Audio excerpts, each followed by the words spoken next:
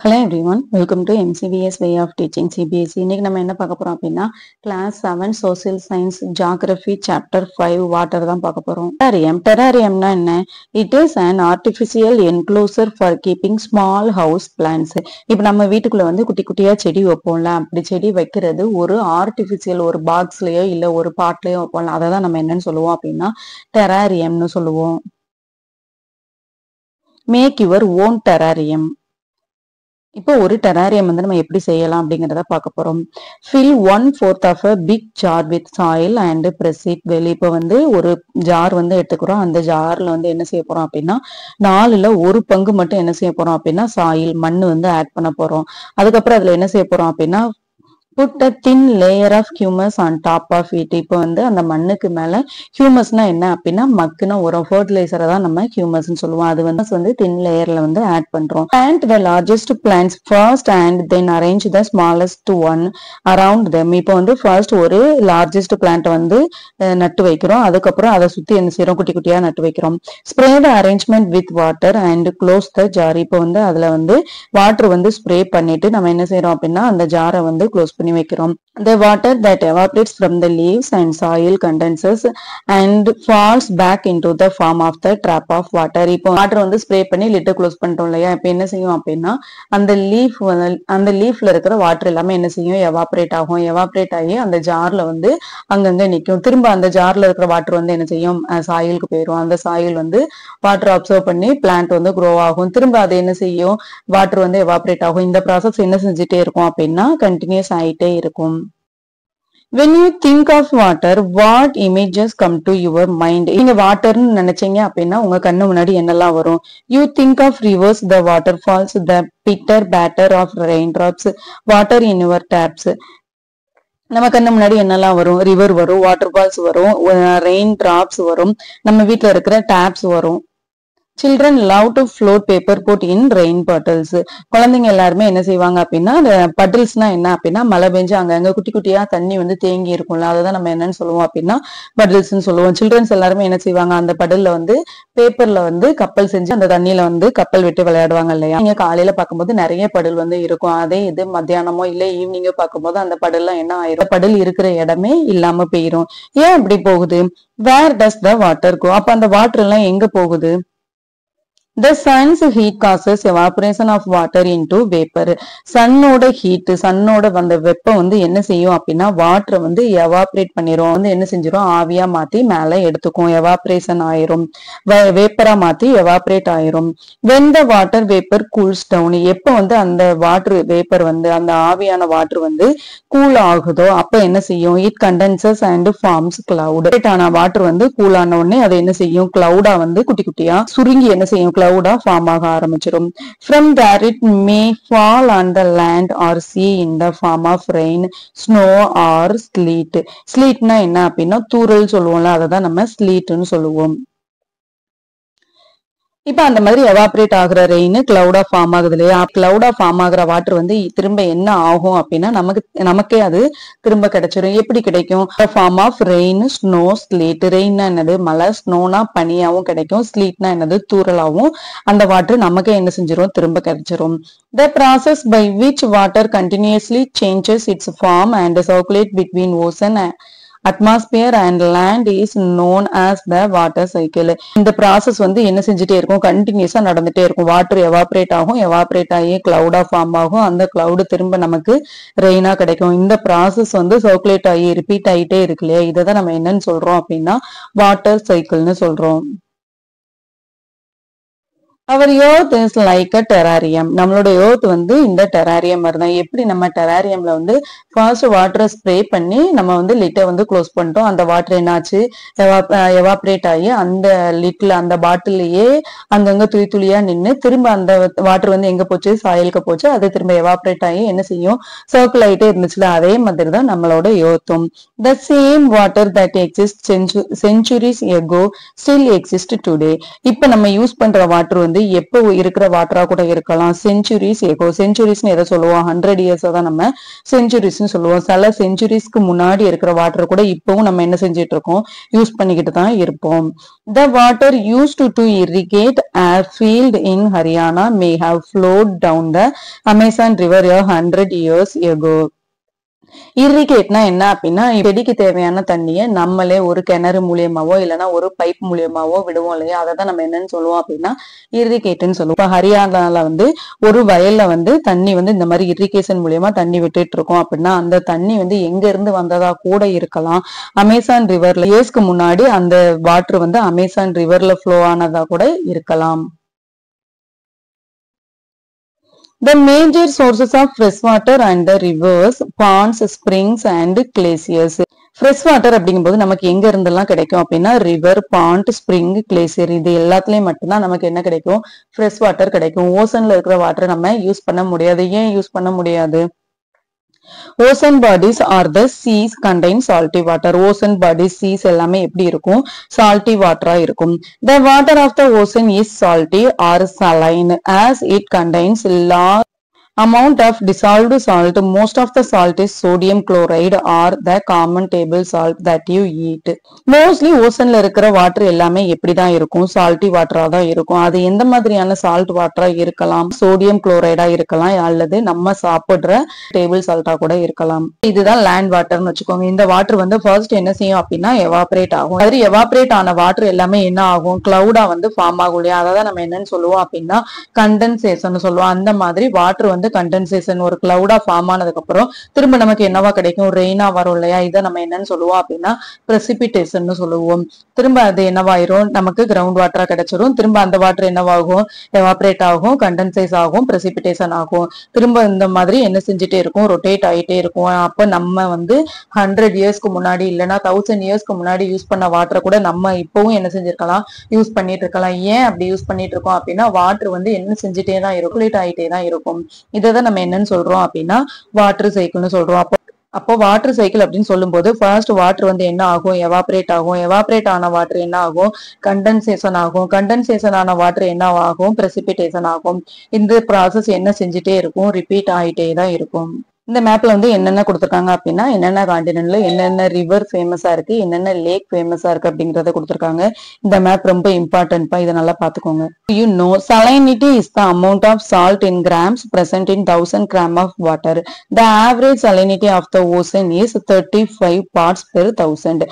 salinity அப்படிங்கிறது என்ன அப்படின்னா வாட்டர்ல வந்து எவ்வளவு பெர்சன்டேஜ் வந்து சால்ட் இருக்கணும் அப்படிங்கறத சொல்றதா நம்ம salinity சொல்றோம். இப்போ 10 கிராம் ஆஃப் வாட்டர்ல வந்து ஆவரேஜா எவ்வளவு salinity இருக்கலாம் அப்படின்னா 35% வந்து இருக்கலாம். Distribution of water bodies. இப்போ வாட்டர் பாடிஸ் அப்படிங்கும்போது எவ்வளவு எல்லாம் இருக்கு அப்படிங்கறத பார்க்க போறோம். இப்ப நார்மலா எர்த் அப்படிங்கும்போது அதுல வந்து எவ்வளவு பெர்சன்டேஜ் வந்து வாட்டரால கவர் ஆயிருக்கு அப்படின்னா 71% வந்து வாட்டரால கவர் ஆயிருக்கு. இந்த 71%ல இருந்து ஓசன்ஸ் எல்லாம் எவ்வளவு எடுத்துக்குது, ஐஸ் கேப்ஸ் வேற நம்ம ஃப்ரெஷ் வாட்டர் எல்லாம் எவ்வளவு பெர்சன்டேஜ் இருக்கு அப்படிங்கறத இதுல பார்க்க போறோம். I know that 3/4 of the earth surface is covered by water. நமக்கு தெரியும் எர்த்தை வந்து நம்ம 4ஆ டிவைட் பண்ணோம் அப்படின்னா அதுல 3 பார்ட் என்னவா தான் கவர் ஆயிருக்கு, வாட்டரா தான் கவர் ஆயிருக்கு. If there is more water than land on this earth, why do so many countries face water scarcity? இப்ப நம்மளோட earthல வந்து இவ்ளோ வாட்டர் இருந்துமே சில கண்ட்ரீஸ்ல என்ன இருக்கு, வாட்டர் ஸ்கார்சிட்டி, தண்ணிக்கான பஞ்சம் வந்து இருக்கு. ஏன் தண்ணிக்கான பஞ்சம் வந்து இருக்கு? Is all the water on earth available to us? இப்ப earthல இருக்கிற எல்லா வாட்டருமே நம்ம ஹியூமனால யூஸ் பண்ண முடியுமா? The following tables gives the distribution of water in percentage. கீழே வந்து என்ன கொடுத்திருக்காங்க அப்படின்னா வாட்டர் வந்து எவ்வளவு பெர்சன்டேஜ்ல நமக்கு அப்படின்னு சொல்லி கொடுத்திருக்காங்க, எவ்வளவு பெர்சன்டேஜ்ல எங்கெங்க இருந்து கிடைக்குது அப்படின்னு சொல்லி கொடுத்திருக்காங்க. தெரியும் எர்த்னு எடுத்துட்டோம் அப்படின்னா எவ்வளவு பெர்சன்டேஜ் வாட்டர் வந்து நமக்கு கிடைக்கும், 71% வாட்டர் வந்து இருக்கு. அந்த 71%ல வந்து 97.3% வாட்டர் வந்து எதுதான் கவர் பண்ணுது அப்படின்னா ஓசன்ஸ் தான் கவர் பண்ணுது. ஓசன்ஸ்ல வந்து நிறைய சால்ட் இருக்கிறதுனால ஹியூமனால அதை யூஸ் பண்ண முடியாது. 2% ஆஃப் வாட்டர் வந்து எது கவர் ஆயிருக்கு அப்படின்னா ஐஸ் கேப்ஸ் வந்து கவர் பண்ணிருக்கு. இதையும் ஹியூமனால யூஸ் பண்ண முடியாது. 97 + 2 என்ன வரும், 99.3% வாட்டர் என்ன செய்ய முடியாது, யூஸ் பண்ணவே முடியாது. பேலன்ஸ் இருக்கிற 1% வாட்டர் தான் நம்மளால யூஸ் பண்ண முடியும். அந்த 1% வாட்டர் எங்க இருந்தெல்லாம் கிடைக்கும், ground water, fresh water, instant seas and salt lakes, atmosphere, rivers, இது எல்லாத்துலயும் இருந்து என்ன கிடைக்கும், ஃப்ரெஷ் வாட்டர் கிடைக்கும். இது எல்லாமே எவ்வளவு பெர்சன்டேஜ் கிடைக்கும் அப்படின்னா கிரவுண்ட் வாட்டர்னு எடுத்துக்கும் போது 0.68 8% இருக்கு. ஃப்ரெஷ் வாட்டர் லேக் வந்து 0.009% இருக்கு. இன்ஸ்டன்ட் சீஸ் அண்ட் சால்ட் லேக்ல வந்து 0.009% இருக்கு. அட்மாஸ்பியர்னு எடுத்துக்கும் போது 0.0019% இருக்கு. ரிவர்ல வந்து 0.0001% இருக்கு. Water is absolutely essential for survival. Water alone can quench our thirst when we are thirsty.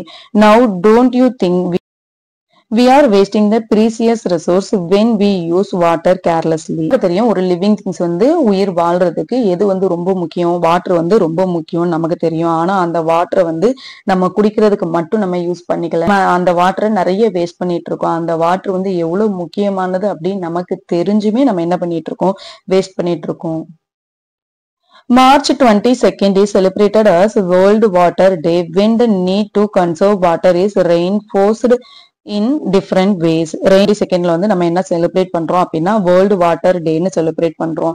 நம்ம வந்து என்ன செய்யணும் அப்படின்னா தேவைக்கு மட்டும் யூஸ் பண்ணிட்டு மிச்சம் எல்லாத்தையும் என்ன செஞ்சு வைக்கணும், சேவ் பண்ணி வைக்கணும். Don't waste water, save water. There is something magical about walking bare feet on the seashore. The wet sand on the beach, the cool breeze, the seabirds, the smell of the salt in the air, and the music of the waves. Everything is so fascinating. Unlike the calm water of pond and lakes, ocean water keeps moving continuously. It is never still. The movements that occur in oceans can be broadly categorized as waves, tides, and currents. சீசோர்னா என்ன அப்படின்னா கடற்கரைன்னு சொல்லுவோம். இந்த சீசோர்ல வந்து நம்ம என்ன செய்ய போறோம், ஒரு வாக் வந்து போக போறோம். அந்த கப்பல் எதுவுமே வியர் பண்ணாம என்ன செய்யறோம், வெறுங்கால்ல வந்து நடக்க போறோம். அப்படி நடக்கும்போது நமக்கு என்ன ஃபீல் ஆகுது அப்படிங்கறத அப்சர்வ் பண்ணுவோம். இப்போ ரெட் சாண்ட் ஈர மணல்ல வந்து நம்ம என்ன செய்யறோம், நடக்கிறோம். இட் கூல்ஸ் பிரீஸ், இது வந்து நம்ம காலையும் என்ன செய்யும், நல்ல ஜில்லுன்னு வச்சிருக்கோம். அங்க நம்ம என்ன நிறைய பார்ப்போம், நிறைய சீ பேர்ட்ஸ் பார்ப்போம், வரும் சால்ட்டோட ஸ்மெல்லும் வரும். அலை வந்து நமக்கு ஒரு மியூசிக் மாதிரியே கேட்கும். இது எல்லாமே எப்படி இருக்கும், ரொம்ப அழகா இருக்கும். இது பாண்ட் லேக்குன்னு எடுத்துட்டோம் அப்படின்னா எப்படி இருக்கும், அது ரொம்ப அமைதியா இருக்கும். ஓசன் வாட்டர் வந்து கண்டினியூஸா என்ன செஞ்சுட்டே தான் இருக்கும், மூவ் ஆயிட்டே தான் இருக்கும். அந்த வேவ்ஸ் வந்து வந்துட்டே தான் இருக்கும். இது மோஸ்ட்லி என்ன செய்யவே செய்யாது, நிக்கவே நிக்காது. ஓசனோட மூவ்மெண்ட்ஸை தான் நம்ம என்னன்னு சொல்றோம் அப்படின்னா வேவ்ஸ்ன்னு சொல்றோம். அந்த ஓசன் மூவ்மெண்ட்ஸை வந்து நம்ம டிஃப்ரெண்ட் டைப்ஸ்ல வந்து கேட்டகரைஸ் பண்றோம். என்னென்ன டைப்ல வந்து கேட்டகரைஸ் பண்றோம், வேவ்ஸ், டைட்ஸ், கரண்ட்ஸ் அப்படின்னு கேட்டகரைஸ் பண்றோம். நம்ம வேவ்ஸ்ன்னு சொல்லுவோம், குட்டி அலைய டைட்ஸ்ன்னு சொல்லுவோம், அலையே இல்லாம பிளாட்டா இருக்கிறத நம்ம என்னன்னு சொல்லுவோம், கரண்ட்ஸ்ன்னு சொல்லுவோம். Waves are formed when winds scrape across the ocean surface. The stronger the wind blows, the bigger the wave becomes. Waves வந்து எப்படி ஃபார்ம் ஆகுது அப்படின்னா wind எவ்வளவு தூரம், காத்து வந்து எவ்வளவு தூரம் இருக்கோ அந்த அளவுக்கு தான் அலையும் என்ன செய்யும், வேவ்ஸும் இருக்கும். காத்து ரொம்ப பயங்கரமா இருந்தது அப்படின்னா வேவ்ஸும் எப்படி இருக்கும், ரொம்ப பிக்கரா தான் இருக்கும். You are playing throw ball on a beach and the ball falls into the water. What happens? இப்ப நம்ம வந்து ஒரு பீச்ல வந்து த்ரோ பால் வந்து விளையாண்டுட்டு இருக்கோம். அந்த பால் வந்து வாட்டர்ல போய் விழுந்துருச்சு அப்படின்னா என்ன நடக்கும்? It is fun to watch how the ball gets washed back to the shore by the waves. இந்த பால் வந்து தண்ணிக்குள்ள போன உடனே வெளியில வரும்போது எப்படி இருக்கும், அழுக்கா போன பால் கிளீனா வரும். எப்படி வந்து அந்த பால் வந்து அவ்வளவு கிளீனா வருது. When the water on the surface of the ocean rises and falls alternatively, they are called waves. அந்த வேவ்ஸ்ல பால் வந்து என்ன செய்யும், ரொட்டேட் ஆகி பால் வெளியில வரும்போது எப்படி இருக்கும், கிளீனா இருக்கும். Tsunami is a Japanese word that means harbor waves, as the harbor get destroyed whenever there is tsunami. அப்படிங்கிற வேர்டு எங்க இருந்தது வந்தது அப்படின்னா ஜாப்பனீஸ்ல இருந்து வந்தது. ஜாப்பனீஸ் வேர்டு சுனாமி அப்படிங்கிறதுக்கு மீனிங் என்ன அப்படின்னா ஹார்பர் வேவ்ஸ்ன்னு அர்த்தம். ஏன் ஹார்பர் வேவ்ஸ்ன்னு வச்சிருக்காங்க அப்படின்னா சுனாமி எப்பெல்லாம் வருதோ அப்ப எல்லாமே என்ன செய்யும், இந்த ஹார்பரை அழிச்சிட்டு தான் போகும். அதனாலதான் அதுக்கு என்ன நேம் வச்சிருக்காங்க, ஹார்பர் வேவ்ஸ்ன்னு வச்சிருக்காங்க. இந்த during ஸ்டோர்ம் the winds blowing at very high speed form huge waves. These may cause a tremendous destruction. An earthquake, a volcanic eruption, or underwater landslide can sift large amount of ocean water. As a result, a huge tidal wave called tsunami that may be high as 15 meters is formed. The largest tsunami ever measured was 150 meters high. These waves travel at a speed of more than 700 km per hour. The tsunami of 2004 caused widespread damage in the coastal area of India. The India Point in the Andaman and Nicobar Island got submerged at the tsunami. Storm புயல் வரும்போது என்ன செய்யும் அப்படின்னா காத்து ரொம்ப வேகமா அடிக்கும். அப்படி காத்து ரொம்ப வேகமா அடிக்கும் போது கடல்ல அலையும் எப்படி இருக்கும், ரொம்ப பெருசா தான் இருக்கும். அந்த கடல் அலை வந்து ரொம்ப பெருசா இருந்துச்சு அப்படின்னா நமக்கான டேமேஜும் எப்படி இருக்கும், ரொம்ப பெருசா இருக்கும். கடல் அலை வந்து எப்பெல்லாம் ரொம்ப பெருசா ஆகும் அப்படின்னா ஏதாவது எர்த்குவேக் நடக்கும்போது, இல்லைன்னா வால்கானிக் எரப்ஷன் நடக்கும்போது, அல்லது அண்டர் வாட்டர்ல லேண்ட்ஸ்லைட் ஏதாவது நடந்தது அப்படின்னா வேவ்ஸும் என்ன செய்யும், ரொம்ப பெருசா வரும். அதை வந்து நம்ம என்னன்னு சொல்லுவோம் அப்படின்னா சுனாமின்னு சொல்லுவோம். சுனாமி எவ்வளவு மீட்டர் ஹைட்ல வந்து போகும் அப்படின்னா 15 மீட்டர் ஹைட் வரைக்கும் போகும். சுனாமி அப்படிங்கிறது எவ்வளவு தூரம் உயரமா அலை போகும் அப்படின்னா குறைஞ்சது 15 மீட்டர் ஹைட் ஆச்சும் இருக்கும். அதிகபட்சம் எந்த அளவு இருந்திருக்கு அப்படின்னா இது வரைக்கும் வந்ததுலயே 150 metre is the highest waves in tsunami. இது எவ்வளவு கிலோமீட்டர் ஃபாஸ்டா போகும் அப்படின்னா 1 ஹவர்ல வந்து 700 கிலோமீட்டர் வந்து ஃபாஸ்டா போகும். இப்ப நம்ம 2004ல வந்து இந்தியால வந்து சுனாமி வந்தது. அந்த டைம்ல எந்த ஏரியா வந்து ரொம்ப டேமேஜ் ஆச்சு அப்படின்னா தமிழ்நாடு அண்ட் கேரளா தான் ரொம்ப டேமேஜ் ஆச்சு. இது எதனால வந்தது அப்படின்னா அந்தமான் அண்ட் நிக்கோபர் ஐலாண்ட்ல ஒரு சப்மர்ஜ் நடந்தது. அதனாலதான் சுனாமி வந்தது. டைடுன்னு நம்ம எதை சொல்லுவோம்? The rhythmic rise and fall of ocean water twice in a day is called a tide. Ocean வாட்டர்ல இருக்கிற அலை வந்து எந்த அளவுக்கு ரைஸ் ஆகுது, எந்த அளவுக்கு கம்மி ஆகுது அப்படிங்கிறது தான் நம்ம என்னன்னு சொல்லுவோம் அப்படின்னா டைட்ஸ்ன்னு சொல்லுவோம். It is high tight when water covers much of the shore by rising to its highest level. It is low tide when water falls into lowest level and from the shore. வந்து என்ன செஞ்சுட்டு இருக்கோம், அலை வந்து வந்துட்டே இருக்கும், நிக்கவே நிக்காதுன்னு சொன்னோமா. அந்த மாதிரி ஒரு நாளைக்கு பெரிய அலையும் வரும், சின்ன அலையும் வரும் இல்லையா. அந்த மாதிரி பெரிய அலையா வரதை நம்ம என்னன்னு சொல்லுவோம் அப்படின்னா ஹை டைடுன்னு சொல்லுவோம். அன்னைக்கு ரொம்ப குட்டியா வந்த அலையை நம்ம என்னன்னு சொல்லுவோம் அப்படின்னா லோ டைடுன்னு சொல்லுவோம். The strong gravitational pull exerted by the sun and the moon on the earth's surface causes the tides. The water of the earth closer to the moon gets pulled under the influence of the moon's gravitational force and causes high tide. During the full moon and new moon days, the sun, the moon and the earth are in the same line and the tides are highest. These tides are called spring tides. But when the moon is in its first and last quarter, the ocean water get drawn a diagonally opposite direction by the gravitational pull of sun and moon, resulting in a low tides. These tides are called the neap tides.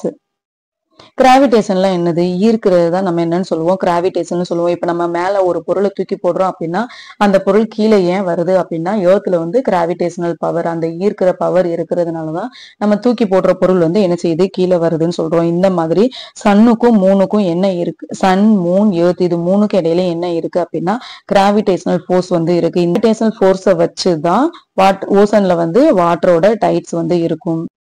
டைட்ல வந்து 2 type of tight இருக்கு. ஒன்னு வந்து நீப் Tide, இன்னொன்னு spring Tide.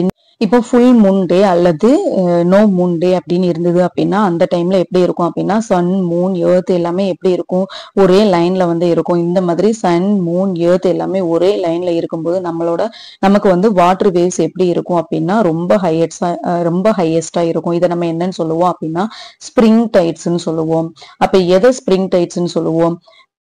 Full moon day and no moon day இந்த 2 நாள்லயும் water waves வந்து அதிகமா இருக்கும். இதான் நம்ம என்னன்னு சொல்றோம் அப்படின்னா ஸ்ப்ரிங் டைட்ஸ்ன்னு சொல்றோம். டைம்ல எல்லாம் எப்படி இருக்கும் அப்படின்னா இந்த மாதிரி டயக்னலா தான் இருக்கும். சன்னு எர்த் மூன் எல்லாமே எப்படி இருக்கும், இந்த மாதிரி டயக்னலா இருக்கும். இந்த மாதிரி டயக்னலா இருக்கும்போது நமக்கு வந்து வாட்டர் வேவ்ஸ் வந்து கம்மியா தான் இருக்கும். அதை நம்ம என்னன்னு சொல்லுவோம் அப்படின்னா நீப் டைடுன்னு சொல்லுவோம். High tides helps in navigation. நேவிகேஷன்னா என்ன அப்படின்னா இப்ப நம்ம கிட்ட ஏற்கனவே இருக்கிற வாட்டர் லெவலை விட அதிகமாக்கும்ல, வாட்டர் லெவலை அதிகமாக்குறது தான் நம்ம என்னன்னு சொல்றோம் அப்படின்னா நேவிகேஷன் சொல்றோம். ஹை டைட்ஸ் வந்துச்சு அப்படின்னா நம்மளோட வாட்டர் லெவல் என்ன செய்யும், இன்க்ரீஸ் ஆகும். They rise the water level close to the source. இது எந்த அளவுக்கு வாட்டர் லெவல் வந்து பெருசாகும் அப்படின்னா சீ சோரை வந்து ஒட்டி வர அளவுக்கு, கடற்கரையை ரொம்ப ஒட்டி வர அளவுக்கு வாட்டர் லெவல் இன்க்ரீஸ் ஆகும். This helps the ships to arrive at the harbour more easily. The high tides also help in fishing. இந்த மாதிரி ஹை டைட்ஸ் இருக்கும்போது ஷிப் எல்லாமே என்ன செய்யும் அப்படின்னா ஹார்பருக்கு சீக்கிரமே வந்துடும், ஈஸியாவும் வர முடியும். ஹை டைட்ஸ் டைம்ல நமக்கு ஃபிஷிங் பண்றது ரொம்ப ஈஸியா இருக்கும். Many more fish come closer to the shore during the high tide. High tide இருக்கும்போது கடற்கரையை ஒட்டியே என்ன செய்யும், நிறைய மீன் வந்து வர ஆரம்பிக்கும். அப்போ ஃபிஷர்மேன்லாம் என்ன செய்வாங்க, ஈஸியா மீன் எல்லாத்தையும் பிடிச்சிருவாங்க.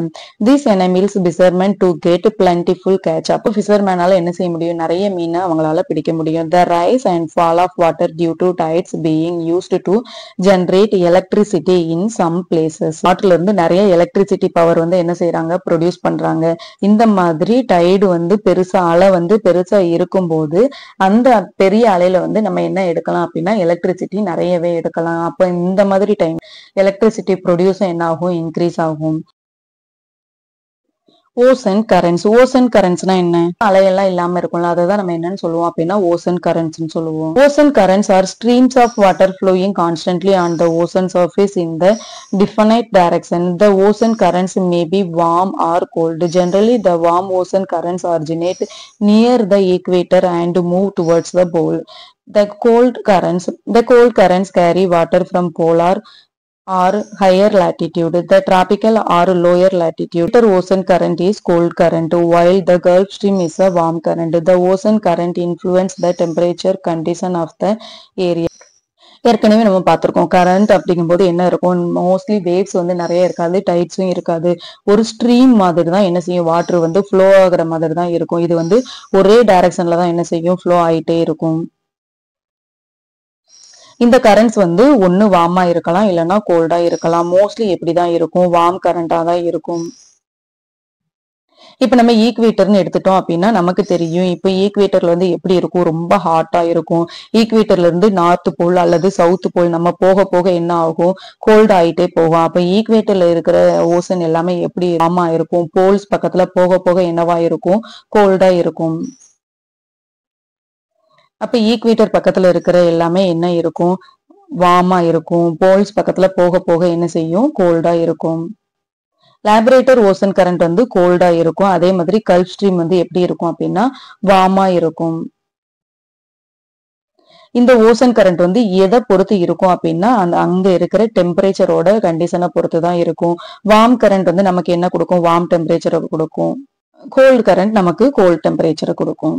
டெம்பரேச்சர் வந்து வார்மா இருந்துச்சு அப்படின்னா அங்க இருக்கிற கரண்ட்ஸும் இப்படிதான் இருக்கும், வார்மா தான் இருக்கும்.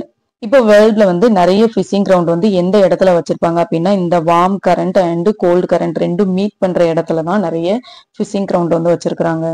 Seas around Japan and eastern coast of North America and such examples.